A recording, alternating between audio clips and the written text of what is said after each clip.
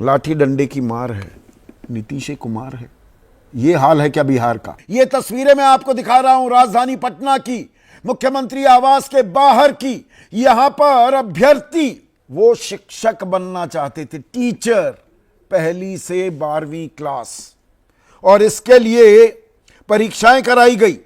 BPSC शिक्षा भर्ती तीसरा चरण कक्षा 1 से 12 के लिए 66,000 अभ्यर्थियों का रिजल्ट आया। अब रिजल्ट में यह पता लगा कि कुछ अभ्यर्थियों ने 2-3 जगह से पर्चा भर रखा था, पर्चा दिया था और सिलेक्ट भी हो गए। तो ये 10-15 हजार नौकरियां, ये पद खाली रह गए। तो इन अभ्यर्थियों की मांग क्या थी?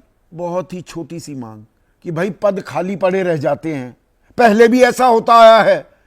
जो रिजल्ट है वो तो निकाल दिया आपने, जो सिलेक्टेड हुए, अब सप्लीमेंट्री रिजल्ट भी निकाल दो। वो 10-15 हजार जो कतार में जो बाकी बचे हुए हैं उनको भी नौकरी मिल जाएगी। पर सुनवाई नहीं हुई। बिहार में बहार है, नीतीश कुमार है, विकास की बहार, सुशासन की बहार। नीतीश कुमार आंख नाक कान सब बंद करके बैठे हुए, अभ्यर्थियों से बात करने की जहमत नहीं उठाई, उनकी बात अनसुनी कर दी। और फिर क्या हुआ? ये तो बड़ी सामान्य सी तस्वीरें आपको लग रही हैं। अभी अब मैं पलट पलट कर जब आपको तस्वीरें दिखाऊंगा, गाड़ी में बैठी हुई है महिला, पुलिस उसको खींच कर निकाल रही है। पुलिस अपने ही नागरिकों पर डंडे बरसा रही है, मानो ये अपराधी हों, ये गुंडे हों, गैर कानूनी कोई मांग कर रहे हों। यहां कहा क्या जा रहा है कि भाई जो ये मुख्यमंत्री आवास है, ये इलाका, यहां पर आप प्रदर्शन नहीं कर सकते, ये प्रतिबंधित इलाका है। तो गर्दनी बाग चले गए, वहां पर पुलिस ने दौड़ा दौड़ा कर पीटा, खूब लाठियां भांजी। पिछले साल भी, दिसंबर का ही महीना है, आखिरी महीना पिछले साल का, बिहार पब्लिक सर्विस कमीशन, इम्तिहान दोबारा हो जी, पर्चे लीक हो गए, धांधली हो रही थी, गड़बड़ झाला था, सड़कों पर उतर आए अभ्यर्थी। आपको पता होगा उस वक्त 18 दिसंबर को पहला प्रदर्शन हुआ, फिर 25 दिसंबर को बीपीएससी के दफ्तर का घेराव किया, वहां पुलिस ने कार्रवाई की। लेकिन सारी हदें तो 29 दिसंबर को पार हुई, जब पटना के गांधी मैदान पर लाठियां बरसाई, जमकर लाठियां भांजी, बिहार पुलिस ने हाथ साफ किया, वो तो कैनन चलाए गए। ठिठुरती ठंड में छात्रों पर अपने गिरेबान में झांकने को सरकार तैयार नहीं थी। क्यों गड़बड़ झाला हो रहा है, क्यों पर्चे लीक हो रहे हैं, मास्टरमाइंड कौन है, पकड़ में नहीं आते, बेईमानी खुलकर हो रही है। फिर 1 जुलाई 2023, ये इक्का दुक्का वाकया नहीं है, CTET, central teachers eligibility test, इसमें डोमिसाइल खत्म कर दिया था। छात्रों में नाराजगी थी, उनको समझाने बुझाने के बजाय, बातचीत करने के बजाय डंडे चले। ये न्यू नॉर्मल हो चुका है वहां पर। 22 फरवरी 2023 को दर्जनों ग्राम रक्षा दल के सदस्य जो थे वो जख्मी हो गए लाठीचार्ज में।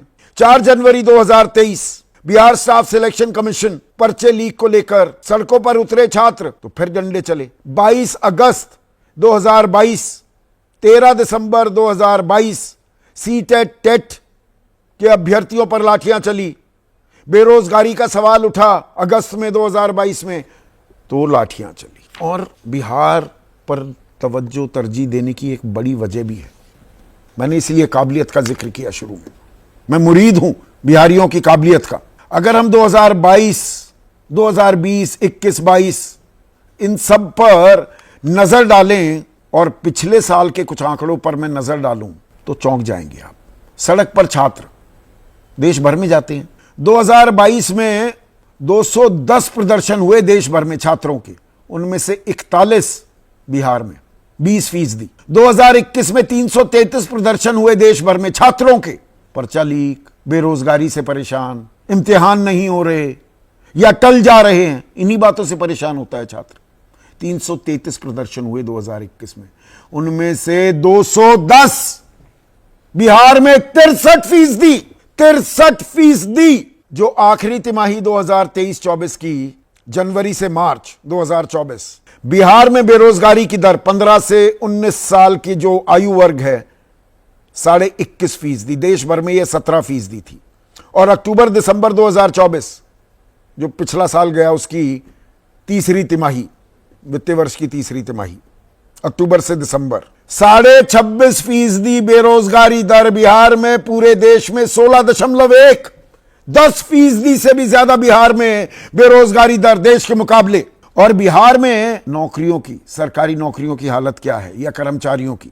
अस्थाई कर्मचारी कितने हैं जिनके पास नौकरी है? बेरोजगारी का आंकड़ा तो मैंने आपको दे दिया, 32%। बिहार में 32% अस्थाई कर्मचारी हैं। स्वरोजगार करने वाले इनमें से आधे झूठ भी बोलते हैं कि जी घर में हम काम कर रहे हैं, 54.5%, 55% बल्कि। और वेतन भोगी हैं सिर्फ 13%। देश भर में वेतन भोगी लोग 24% हैं। बिहार में ये सरकारी नौकरियों का आलम है। तो किस ओर जा रहा है बिहार?